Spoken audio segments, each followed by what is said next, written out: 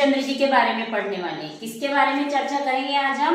मुंशी प्रेमचंद्र जी। मुंशी प्रेमचंद्र जी कौन थे, उनकी जीवन शैली कैसी थी, ये आज हम जानने की कोशिश करेंगे। ठीक, तो मुंशी प्रेमचंद्र जी, आज हम एक ऐसे महान लेखक के बारे में जानेंगे जिनकी कलम कहानियां नहीं बल्कि समाज की सच्चाई लिखती थी। मुंशी प्रेमचंद्र जी की एक कहावत थी, निष्ठा से काम करो, स्वाभिमान से जीवो और बलिदान देने में पीछे मत हटो। इनका जीवन संघर्ष, बलिदान और त्याग की एक ऐसी मिसाल थी जो हमें आज भी सिखाती है कि जिंदगी जी कैसे जाती है, जिंदगी कैसे जी जाती है। तो चलो आज हम मुंशी प्रेमचंद्र जी के बारे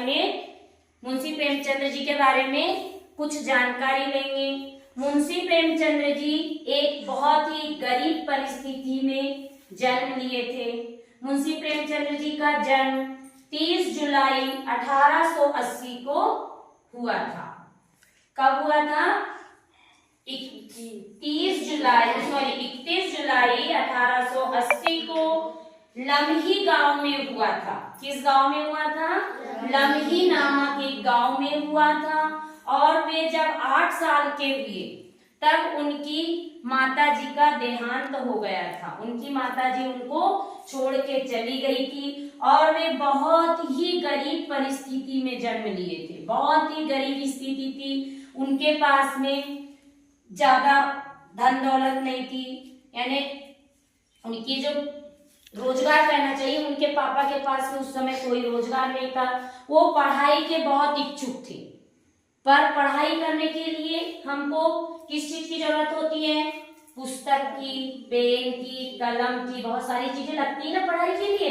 तो वैसे उनको भी पढ़ाई के लिए इन चीजों की जरूरत पड़ने लगी, पर पुस्तक खरीदने के लिए उनके पास में पैसे नहीं थे। पुस्तक खरीदने के लिए उनके पास में पैसे नहीं होते थे, तो वे अपने दोस्तों से पुस्तकें उधार मांग के लाते थे या कुछ समय पढ़ने के लिए मांग के लाते थे। और वो पुस्तक को जब वो पढ़ लेते थे, उनको वो पूरी समझ में आ जाती थी। उसके बाद में उस पुस्तक को वो वापस दे देते थे। ऐसे करते करते उनको पुस्तक से इतना ज्यादा लगाव हो जाता है कि वो अपनी पुस्तक को एक ताकत बना लेते हैं। वो समझ जाते हैं कि जो भी करना है मुझे इस पुस्तक के माध्यम से करना है। और वे पढ़ाई में इतने ज्यादा लीन हो गए और पढ़ाई को अपना माध्यम बना के आगे बढ़े।